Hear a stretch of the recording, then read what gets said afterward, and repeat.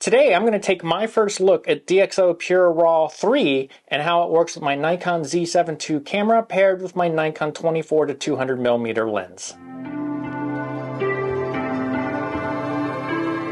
So you may not have heard about DxO PureRAW, but essentially what it is, it's an alternative RAW file processor for your image files off of your camera. Now I've talked about RAW files versus JPEG files in a previous video, and I'll link to that video down below. But at its root, at its core, the RAW file is just the data that your sensor captured of the light hitting your camera sensor. So it takes that data, the reds, the blues, the greens, and the tonal values, and collects all of that data into a file, and in a RAW processor interprets that data, does some algorithms on it, and gets your base image that you're going to start editing. Typically this process happens behind the scenes. Either your camera itself is creating a JPEG based off of that raw data, or you're using something like Adobe Camera Raw or Adobe Lightroom, which has a RAW processor in it where it takes that raw data, interprets it, and gives you what you start to edit on the screen. Whichever your favorite editing software is, it is likely doing something like that behind the scenes to create that base image to work with. So using different RAW processors on your RAW file can have different results because each RAW processor is taking that base data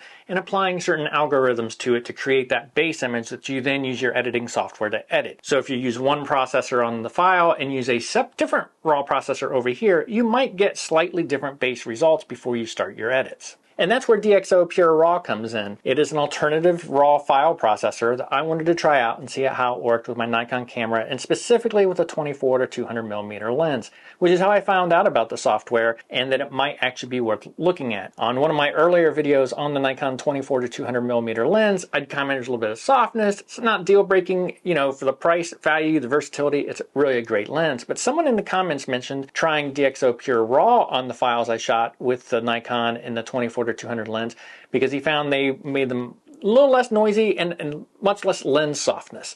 And that's one of the things PureRAW does, is addresses lens softness. So coming up on the holidays, the Black Friday sales, and I saw a sale and I was like, let me go grab the trial, let me play with it and see how it works out.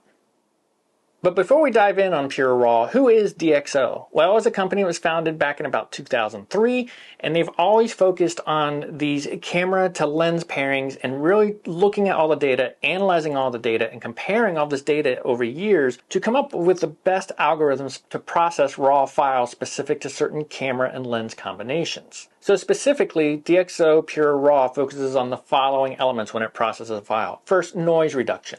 It can reduce the noise in the file when it processes it. Lens softness. This is the big one. This is the biggest reason I'm interested in it, is because there's a little bit of softness in that 24-200. Well, DxO PureRAW claims to be able to process in the optimal results to reduce that lens softness across the raw file so that when you get into your edits, you've already got a pretty sharp image to work from. Distortion correction. So, when you're shooting with a wide lens, if it starts to bend things on the side or anything like that, they claim to have good distortion correction, again, based on this camera to lens pairing. Superior demosaicing, so a way a camera sensor works, as little sensors capturing the red, blue, and green values, and then the algorithms sort of pieces this all together. So they claim to be able to process that in a much more efficient and optimal manner than some other RAW processors. Vignetting compensation, lenses have natural vignetting. It's able to compensate for that vignetting, again, specific to lens and camera combinations. And finally, lens-tailored corrections to chromatic aberrations, which is that fringing you can get. So you've seen it in some of my videos, if you're shooting into some trees or anything like that, you can get that little chromatic aberration from where the light's shining in behind. It's usually a little purplish tinge or something like that. PureRAW is supposed to have superior chromatic aberration fixes in it.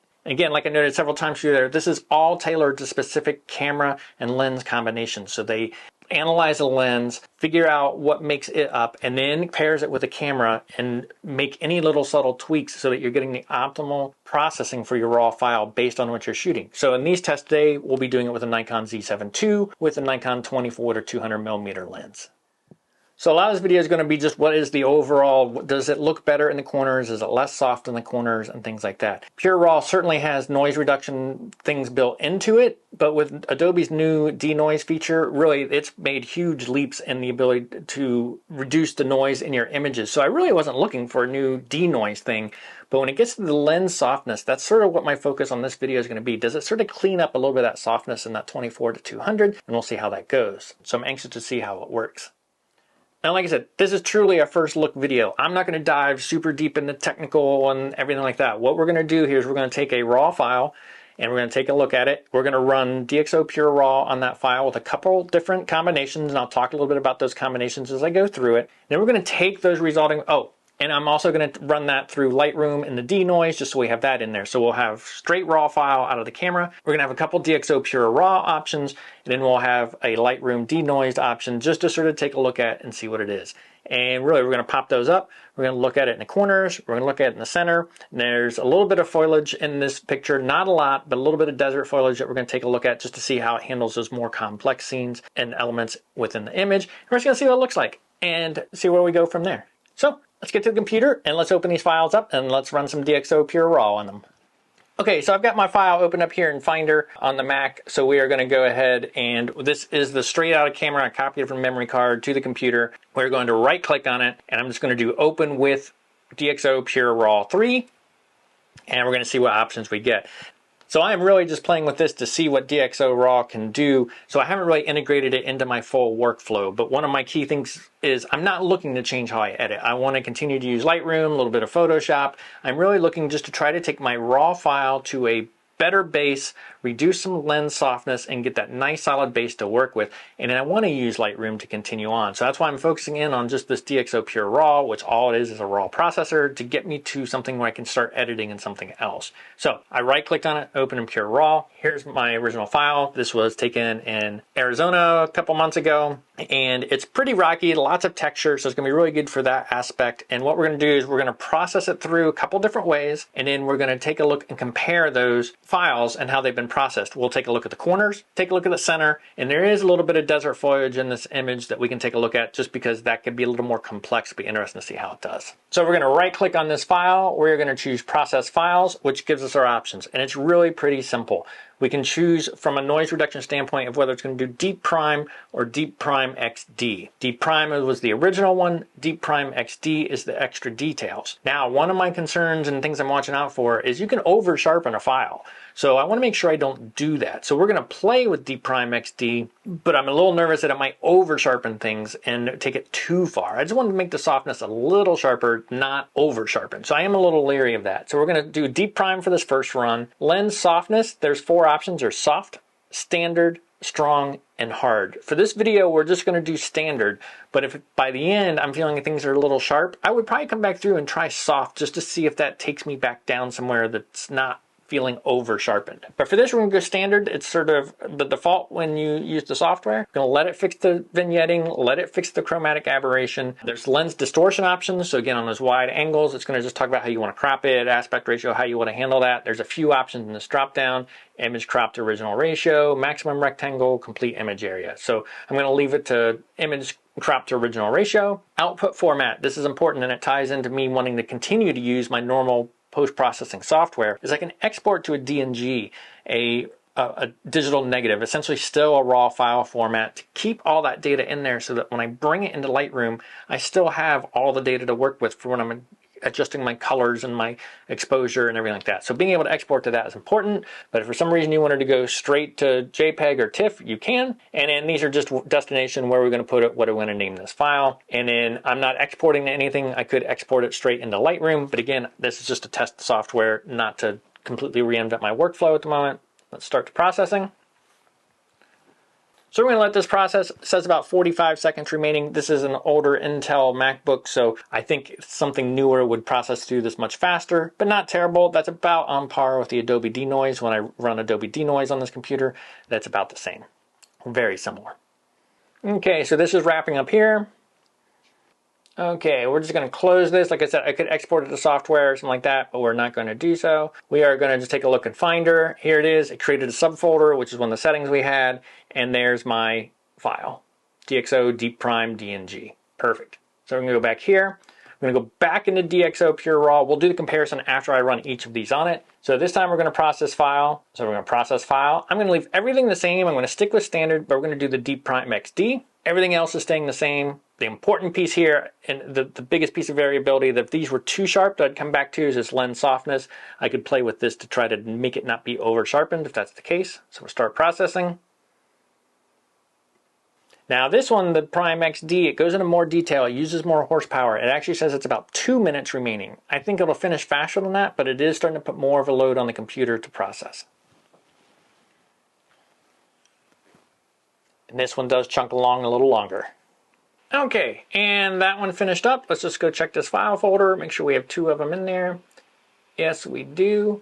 Okay, so I'm going to copy these out to the top level folder here, just so we can make it nice and easy to compare. My plan is we're going to take Bridge, open them all up in Camera Raw for the comparison. And I have already grabbed I already did Adobe on this one with the DeNoise only on it. It didn't do any other adjustments, just the DeNoise. I'm going to toss that file in here as well. And then we're going to take a look and compare them side by side, because what we've done, we've got our RAW with no changes. We've got a pure RAW with the deep prime and standard lens sharpness. We've got a deep prime XD with the lens sharpness to standard. And then we're going to have an Adobe DeNoise. 4 files. Just take a quick look at the corners, center, some of the desert foliage, and see what we think. Okay, so we've got Adobe Bridge open here, and I have all my files in here. I have the original RAW file.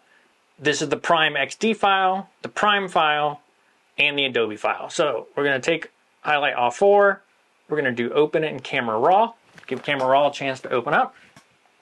And so we can see the file names right here at the top. So if along the way you're confused which one we're on, it's going to be right here at the top. So I can click through. You can see Deep Prime, Prime XD, and in my actual RAW file. So what we're going to do is we're going to set this to 200%. Now normally when I'm viewing files, I'm really sure to go to 100% and look. But for sake of comparison, since we're really digging in, we're going to bump this to 200%, which is more than I would normally do. I don't really consider myself a pixel peeper, other than for sort of things like this, doing quick spot checks. I don't lose a lot of sleep over how it looks at 200%. 100% is fine. But we're going to click this to 200%. We're going to come down here in the corner, and we are going to line this up. First I'm going to do is line up all 4 of these files so they're in the same spot.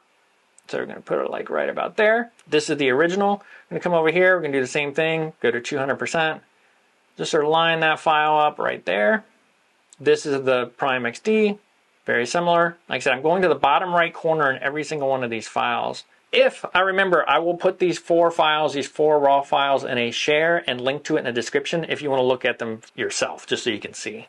Okay, so let's take a look at these. I've got them all pulled up to 200%, lower right-hand corner. This is the native RAW, the straight out of camera. You can see it's sort of soft. It's not terrible. Like I said, the 24-200 is a pretty good lens, but there's just a little bit of softness. Let's bounce over here to the Prime version. This is the first processing I did, the Prime, not the XD version.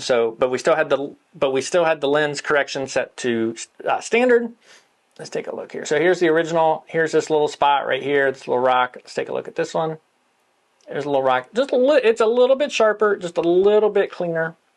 Let's take a look at Prime XD. I can't see a huge difference between Prime and Prime XD. Maybe a teeny bit sharper with the Prime XD. And then let's take a look at the Adobe DeNoise version. This is where I went into Lightroom, opened the file, and just did a DeNoise, and then exported the DNG that DeNoise creates. And if we look right here at that rock, I would say it is not as sharp as the Prime right there.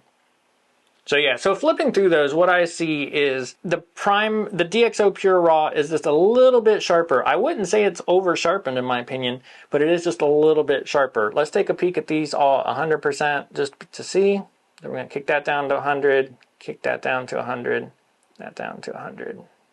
There's 100. I like to line these corners up real fast. Okay, so this is how I would normally look at the files. I don't normally punch into 200%. So let's take a look here. This is the original.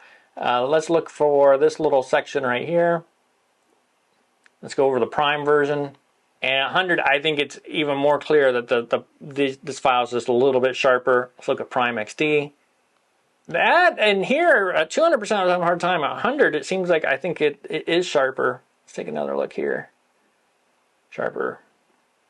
And then this is the, well, I just clicked over to the Adobe DeNoise version. Again, looking right through here is what I'm looking at.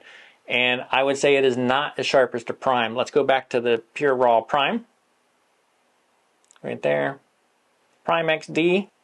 I don't know, maybe it's hard to tell sometimes, you know, when you're just eyeballing things, but I almost think at 100% the Prime XD does look just a little bit sharper. So let's bounce into the center of the image. Let's open this guy up. Let's Actually, let's go to the center and this foliage in the center. So we're taking all the images and we're going to the center. And there is a little bit of desert plant here.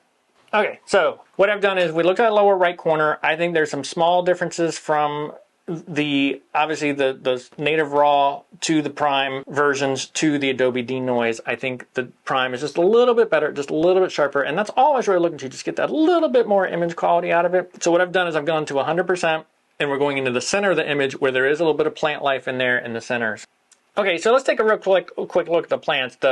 From the RAW straight out camera to the Prime or the Prime XD, I think it definitely looks better. And again, where center of the image happened to also have a plant. I sort of want to make sure it didn't over sharpen the rock, but we still had stuff. But let's look at this Adobe DeNoise one.